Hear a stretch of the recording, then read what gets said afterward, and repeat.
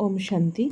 आज स्नेह और शक्ति मूर्त बाप दादा बोले, सभी बच्चे चाहे नंबरवार भी है लेकिन स्नेह में सब बंधे हुए हैं। सर्व बच्चों में बाप दादा का स्नेह समाया हुआ है। स्नेह की शक्ति से ही सभी आगे उड़ते जा रहे हैं। स्नेह की उड़ान सर्व बच्चों को तन से व मन से, दिल से बाप के समीप लाती है।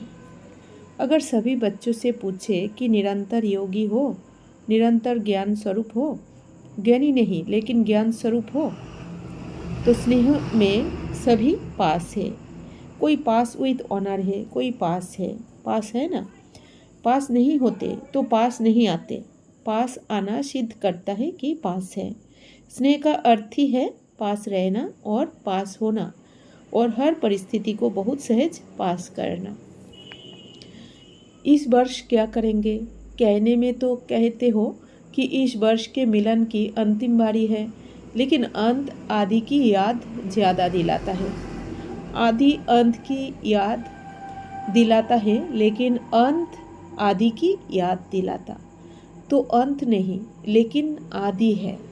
तीव्र गति के उड़ान की आदि है, जो अनादि रफ्तार है, अनादि स्वरूप है, आत्म स्वरूप। तो अनादि स्वरूप की रफ्तार क्या है? कितनी तेज रफ्तार है? आजकल के भिन्न भिन्न साइंस के साधनों के तीव्र गति से भी तीव्र गति।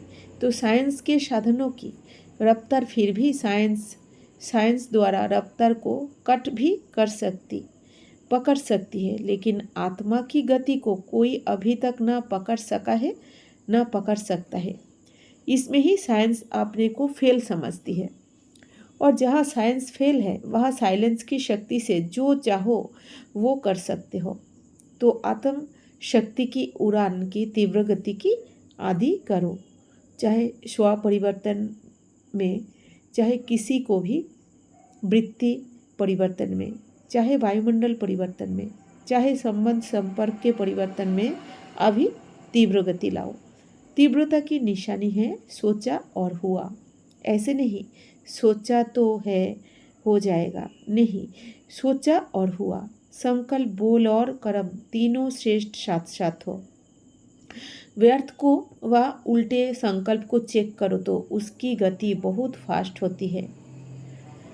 अभी अभी संकल्प आया, अभी अभी बोल लिया, अभी अभी कर भी लिया।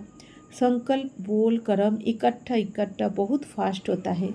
उसकी गति का जोश इतना तीव्र होता है, जो श्रेष्ठ संकल्प, कर्म, मर्यादा, ब्राह्मण जीवन की महानता का होश समाप्त हो जाता है।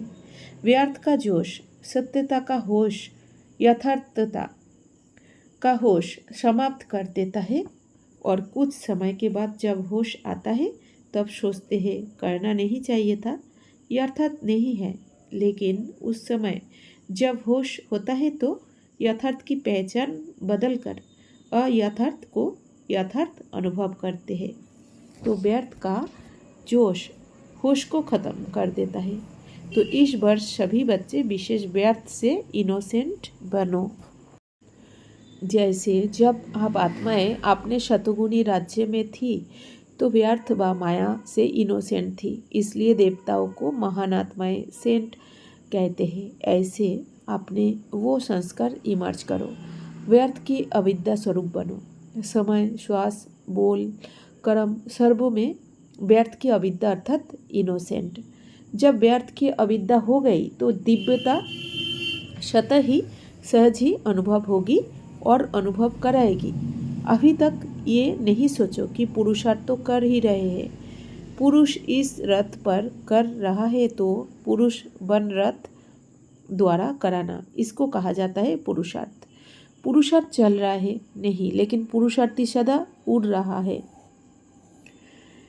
यथार्थ पुरुषार्थी इसको कहा जाता है। पुरुषार्थ का अर्थ ये नहीं है कि एक बारी की गलती बार बार करते रहो और पुरुषार्थ को अपना सहारा बनाओ। यथार्थ पुरुषार्थ हो, स्वभाव भी स्वाभाविक हो, अति सहज। अभी मेहनत को किनारे करो। अल्पकाल के आधारों का सहारा किसको किनारा बनाकर रखा है, ये अल्पकाल के सहारे के किनारे अभी छोड़ दो। जब तक ये किनारे है तो सदा बाप का सहारा अनुभव नहीं हो सकता, और बाप का सहारा नहीं है इसलिए हद के किनारों को सहारा बनाते हैं।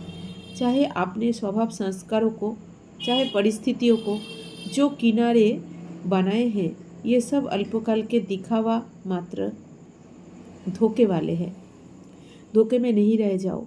बाप का सहारा छत्र छाया है। अल्पकाल की बातें धोखेबाज है। माया की बहुत मीठी मीठी बातें सुनते रहते हैं, बहुत सुन चुके हैं। जैसे द्वापर के शास्त्र बनाने वाले बातें बनाने में बहुत होशियार है। कितनी मीठी मीठी बातें बना दी है, तो बातें नहीं बनाओ। बातें बनाने में सब एक दो से होशियार हो। ना बातें बनाओ, ना बातें देखो, ना बातें करो। बाप को देखो, बाप समान करो, बाप समान बनो। ओम शांति।